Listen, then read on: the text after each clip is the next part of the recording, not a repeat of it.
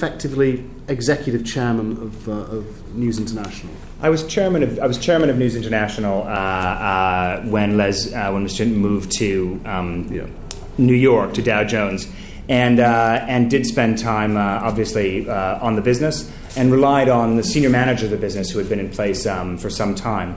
It was always the case that the company would appoint a full-time CEO to replace Mr. Hinton, and it took about 18 months to get to that point. That was Rebecca Brooks in Yes, that's Mrs. Brooks. September 2009. Yes, although I think effectively it was announced in the summer of 2009, and she started to play a much bigger role. So you're the chairman, formally or effectively?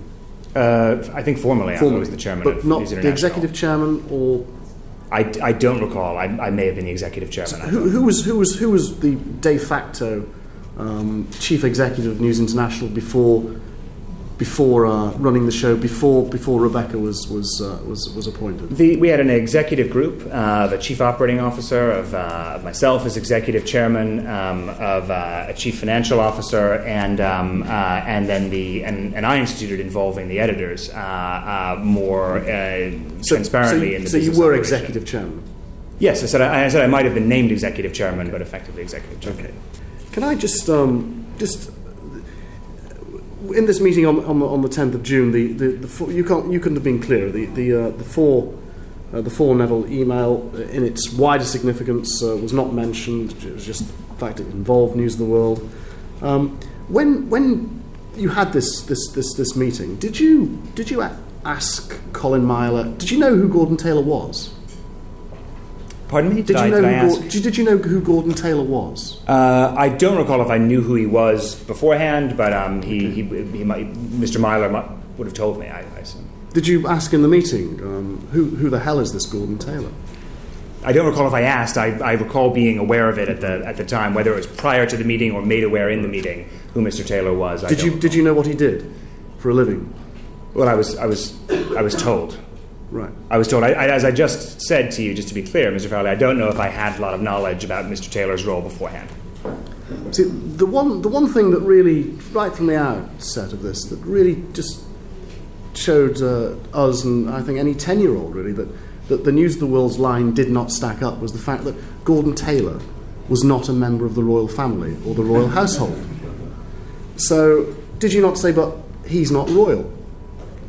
I think the point here is not so much whether or not I was told who Gordon Taylor was, but really when I came to News Corporation in 2007, what didn't happen was I did not receive a briefing on all the matters of 2006. It was December 2007. I was aware that the editor had resigned over these things. 2 people had gone to jail. One of them was a reporter. The details of the specific voicemail interception involving the royal family, that Mr. Goodman was the royal reporter, those things were not top of mind for me. Okay, but you're authorising a settlement that turns out to be substantially above, in terms of damages, what the QC is talking about. And you're not even curious as to, hold on, how come Glenn Mulcair has hacked this man's phone when he's not royal? When at that particular time, as far as you're concerned, it's only the royal reporter that's involved. Well, as I said, it was the details of the original Goodman prosecution, and that were not, in terms of his being the royal reporter, and that it was a voicemail interception involving the royal family, were not top of mind to me at the time. Again, I was given a set of information that this was a case. It was an old matter. There was no question of it was the same Glenn Mulcair who was convicted before and so on, who had been working with the News of the World with Mr. Goodman. But Mr. Goodman, I don't believe, was discussed at the meeting, and that there was a piece of evidence that would ensure that the company would lose the case, because indeed the interception in question was on behalf of the company. That was the information I was given. Did it not occur to you did you ask? And who the hell else has this Glenn Mulcair been hacking?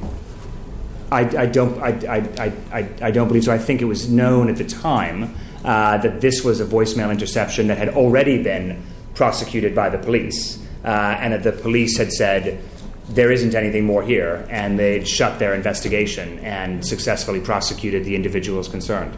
See, I've got this growly Australian accent rattling around in my head at the moment, who would then go on to say, and how much more is this Glenn Mulcair going to cost me?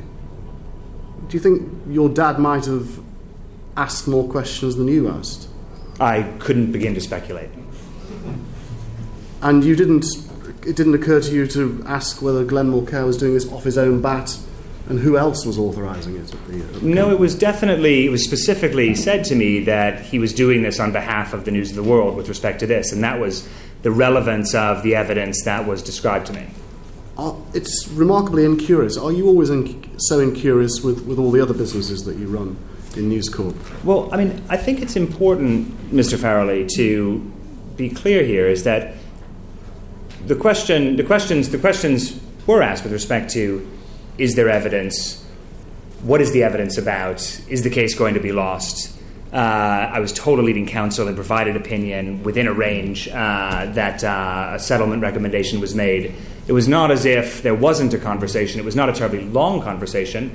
In my view, it was a settled matter. I was given a very, very strong recommendation by senior and experienced legal counsel and the editor of the News of the World. I had been, who had been with the business for some time and in the industry for some time, and I had no reason to believe that, and nor was I provided any reason to believe, that anything further was afoot. And in terms of the QC's opinion, it either didn't occur or clearly didn't seem relevant to you to even ask for a copy? I understood at the time, and it was described to me at the time, that the leading counsel's opinion was with respect to damages. I was given an answer about the range of damages and what it would take to settle with respect to what Mr. Taylor's requirements were in terms of what he might want to settle for and how to do that. And that was the discussion that was had, and it was deemed sufficient. Were you not at all curious to ask whether the QC had said anything else? Seeing as I was told that the QC had been asked to opine on damages, and it was described to me what the range of damages that were, it didn't occur to me to probe further. So you didn't even ask how long is this QC's opinion in case if it's a few pages long, which it is, I might just have the chance to read it in the car to the airport. It was described to me that the opinion was made that it was with respect to damages and that there wasn't other things there. It didn't seem necessary for me to ask for a copy of it, nor was it forthcoming. Do you know whether how widely the QC's opinion was circulated? I do not know. Do you know whether it was circulated or asked for by Rebecca Brooks when she took over? I do not know. The Four Neville email actually was published far earlier than our report in February 2010. It was actually published just shortly after the 14th of July 2009 when it was disclosed to us. It was in the newspaper allegation in 2009. And was disclosed to us. To this committee by Nick Davis, the journalist. Yes. And we then published it. Do you remember where you were when The Guardian produced that story, and then a week later they came and these documents were published following our session? Do you remember where you were? I was when the newspaper allegation was made. I was in the United States. I was I believe I was in Idaho at a business conference. And when were you next? Were you then at the time based in London? Generally? Yeah, yes, but I returned to the UK the following week. Okay. And do you remember what your reaction was? Did you ask for anything? My reaction was to understand